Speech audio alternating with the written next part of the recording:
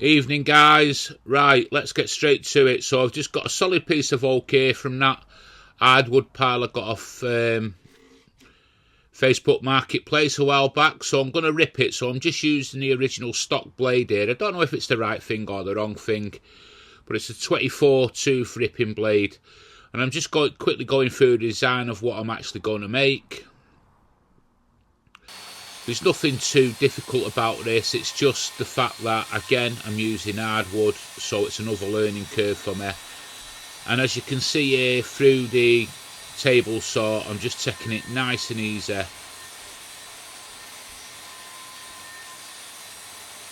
I just don't want to cause any sort of problems there, so I'll just take it nice and easy through there. The smell of cutting oak is really nice. I like the smell of it. It's really weird, isn't it?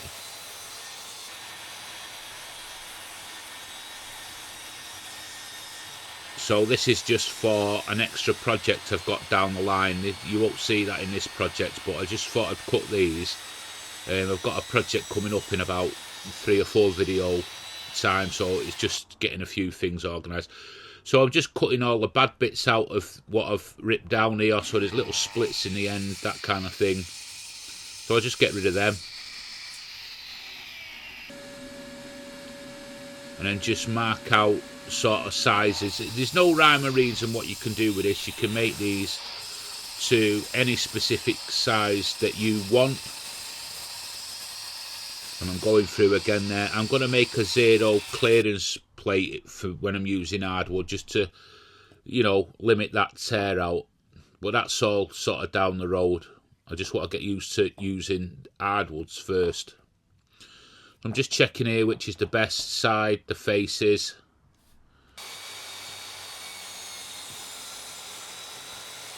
So I'm just cutting some grooves into there now.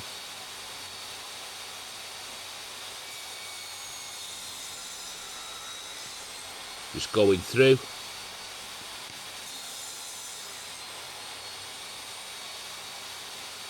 There's something satisfying about doing that. I don't know what it is.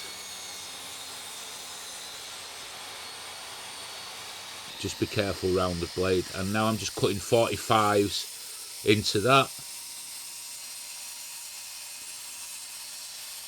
And it's not a picture frame or a lidded box or anything like that. You'll see at the end what I'm actually making. Something a little bit quirky, a little bit different.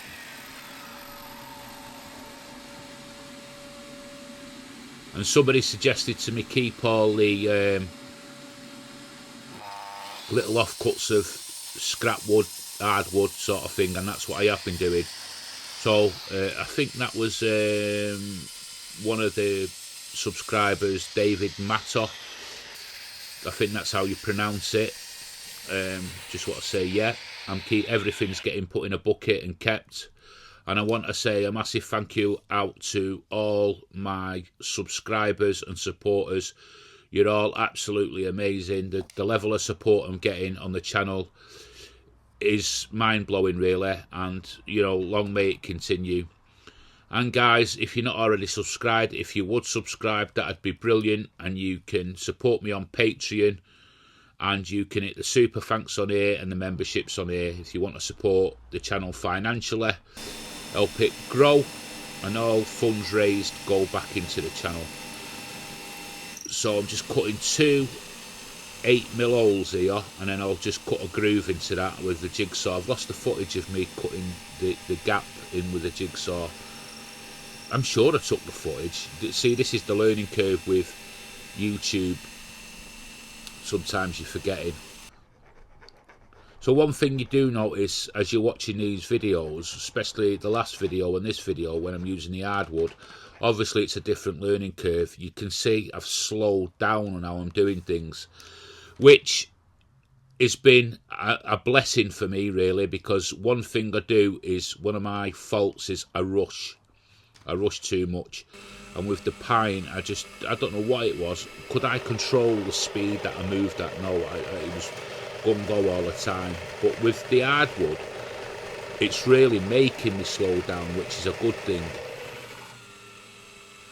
Everything's sort of like you know, if I'm going at speed 3, I'm going at speed 2 now, so I've slowed down that sort of number 1, if that makes sense to you.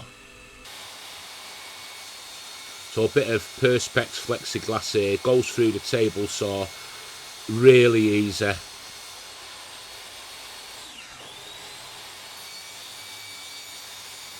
Again, just take your time with it, don't rush. And all the insides of this section is getting sanded.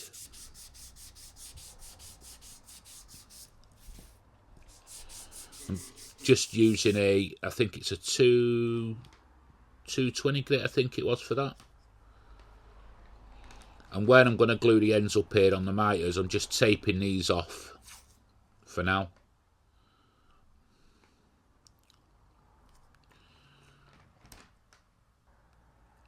And then this is for the inside, so I'm just using, on this build, I'm just using Danish oil. Now on all the hardwood builds you're going to see me doing in the future, don't get me wrong, I'm still going to do pine builds as well, but on more of the hardwood builds, I'm not going to be using sort of stains and paints and stuff like that. I'm going to be using oils and all that kind of stuff to bring out the grain. I think hardwood, some of these grains you see with these hardwoods, look at that, it's fantastic looking. Look at what that Danish oil just did to that grain on that wood. It's amazing. It just sort of like comes to life between, you know, right in front of your eyes. And then I've just left it for a good 10-15 minutes. I've just come back now with a shop towel and just getting all the excess away. So I'm just making an hinge here on the other side now. This is to start the glue up. And guys, don't forget to let me know where you're all from so I can welcome you to the channel and what projects you're onto. I ask you that every week. So I'm just gluing up. So this is going out on a Sunday night. So this will be my last video, build video for a week, because I'm away in Santorini for a week at Zach, my lad's second part of his wedding thing. But I'm going to put there'll be a few videos go on in the week while I'm away. So if I don't comment straight away, please don't think I'm being ignorant. It's just that I might not have access to my phone or to a computer. I'll just put some random videos I've got on next week, but please do have a look at them because they'll still be interesting, and then it'll be back to normal after that as soon as I come back. So I'm just putting some tape over the ends here. Now it's all glued up, and this is to run it through to cut splines in, and I just want to sort of reduce the sort of tear out. Whether this is right or wrong, I don't know. It just feels right to me. So if it feels right to me, I'm just going to do it. Whether it makes a difference or it doesn't, I'm still going to do it. Because in my head, it does make a difference. If that's any different, please let me know again in the comments. If you're an experienced woodworker, everybody will see that comment, and then you know, we can all learn. So on the last project, you see me cutting some splines out of this mahogany sort of tabletop I had, and I'm just using some more of that. I'm just putting some glue into them gaps now.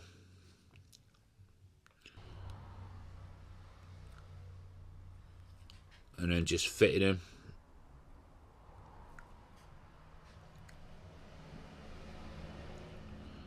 And just wipe any excess away. It just makes finishing up that little bit easier.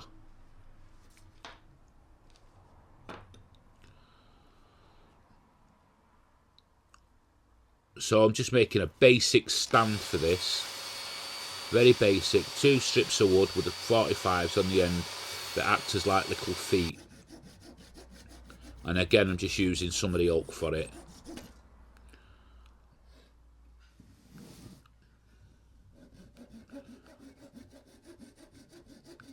Just cutting them away.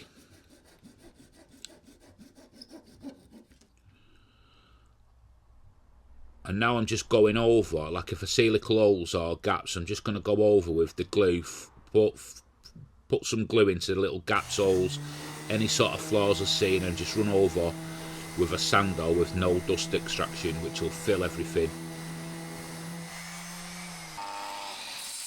And here's where I'm cutting the 45s onto the little feet, stand feet.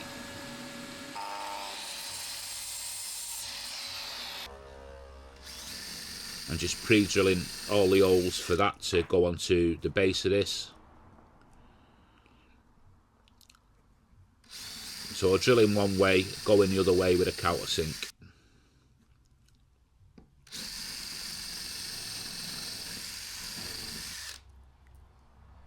I don't know why I did it that way. I could have just went in one way with the countersink. I think it's these countersink bits I've got. They're not very good. I bought them. They're only cheap ones. I need to get a good set. And I'm just going over, sanding everything now again. Everything gets a good hand sand down to a 2. Is it a 220? I can't remember. 2 something anyway. And again, just look at it. Look at this pop out now with this Danish oil. It just comes to life, doesn't it? It's just absolutely amazing. This is a nice bit of oak, this is. And again, them splines just pop the design.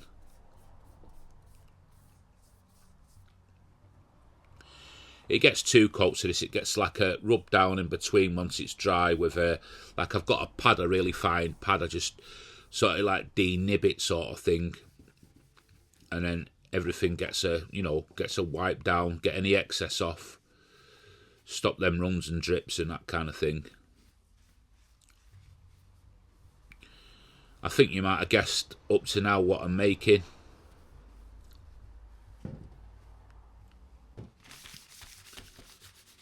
So I'll just get a brown paper bag over it just to give it that extra slick. So it's a money bank, a coin bank. If you got all them coins laying all over the place, in your car, in drawers, in everywhere, in our house you seem to find them everywhere, down the sofa, you know, on side tables, that kind of thing, and just need to keep them all in one place. And it can be decorative, it can make a feature in your sort of living room. There's absolutely loads of it in our house, so I'm just going to do that. I'm just going to split it. These are going to be all for like silver coins. This is going to be for silver coins, and you can see there. And you can make these to your size. It's nice, fun, simple build.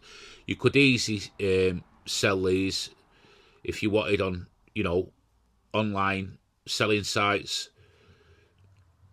The list is endless. You could make this out of whatever wood you wanted, even pine.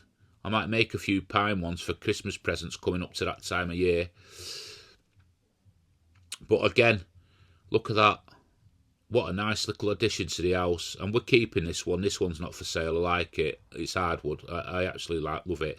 And there it is, sort of. Got to clean the area up a bit behind it, but that's where it'll sit on an antique base, what I converted from a piano stool there. So guys, let me know in the comments what you think.